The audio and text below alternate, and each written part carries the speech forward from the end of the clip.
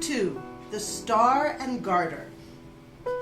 It is after dinner on the terrace at the Star and Garter, Richmond. A cloudless summer night.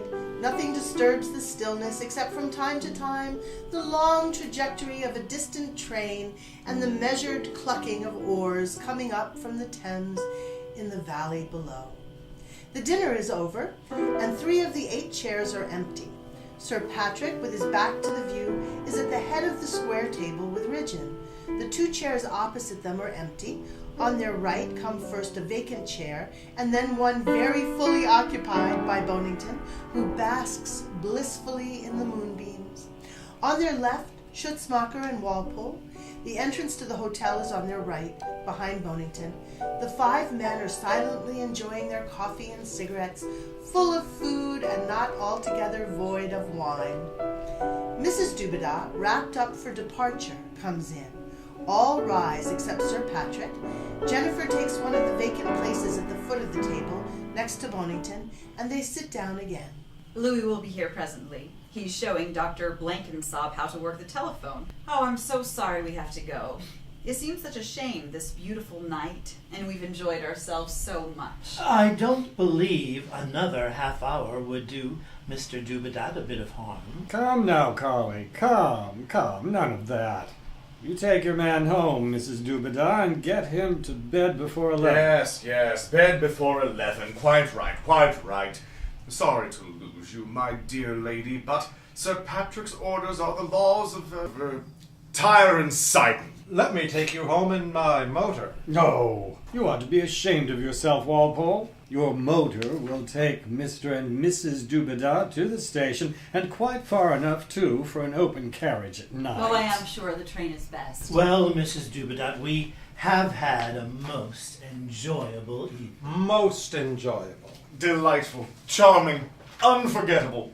What did you think of Louis? Or am I wrong to ask? Wrong? Why, we are all charmed with him. Delighted. Most happy to have met him. A privilege, a real privilege. Sir Patrick, are you uneasy about him? I admire his drawings greatly, ma'am. Yes, but I meant... You shall go away quite happy. He is worth saving. He must and shall be saved. Mrs. Dubedat rises and gasps with delight, relief, and gratitude. They all rise except Sir Patrick and Schutzmacher and come reassuringly to her. Certainly. There's no real difficulty if you only know what to do. Oh, how can I ever thank you? From this night I can begin to be happy at last. You don't know what I feel.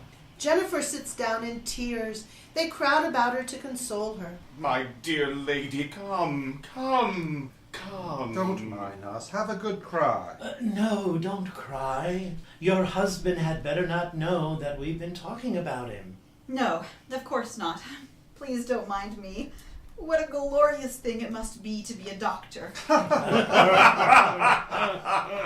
You don't know what you've done for me. I never knew until now how deadly afraid I was, how I had come to dread the worst. I never dared let myself know. But now, the relief has come. Now, I know. Louis Dubedat comes from the hotel in his overcoat, his throat wrapped in a shawl. He is a slim young man of 23, physically still a stripling and pretty, though not effeminate. He has turquoise blue eyes and a trick of looking you straight in the face with them, which combined with a frank smile is very engaging. Although he is all nerves and very observant and quick of apprehension, he is not in the least shy. He is younger than Jennifer, but he patronizes her as a matter of course. The doctors do not put him out in the least. Neither Sir Patrick's years nor Bonington's majesty have the smallest apparent effect on him. He is as natural as a cat. He moves among men as most men move among things, though he is intentionally making himself agreeable to them on this occasion. Like all people who can be depended on to take care of themselves, Louis Dubedat is welcome company, and his artist's power of appealing to the imagination gains him credit for all sorts of qualities and powers, whether he possesses them or not. He is pulling on his gloves behind Ridgeon's chair. Now, Ginny Winnie, the motor has come round. Why do you let him spoil your beautiful name like that, Mrs. Dubedat? Oh, on grand occasions I am, Jennifer. You are a bachelor. You do not understand these things, Ridgeon. Look at me. I also have 2 names. In moments of domestic worry, I am simple Ralph. When the sun shines in the home, I am Beedle Deedle Dumpkins. Such is married life. Mr. Dubedat, may I ask you to do me a favor before you go? Will you sign your name to this menu card under the sketch you've made of me? Yes, and mine too, if you'd be so good. Certainly. Louis sits down and signs the cards. Won't you sign Dr. Schutzmacher's for him, Louis? I don't think Dr. Schutzmacher is pleased with his portrait. I'll tear it up. He reaches across the table for Schutzmacher's menu card and is about to tear it. Schutzmacher makes no sign. No.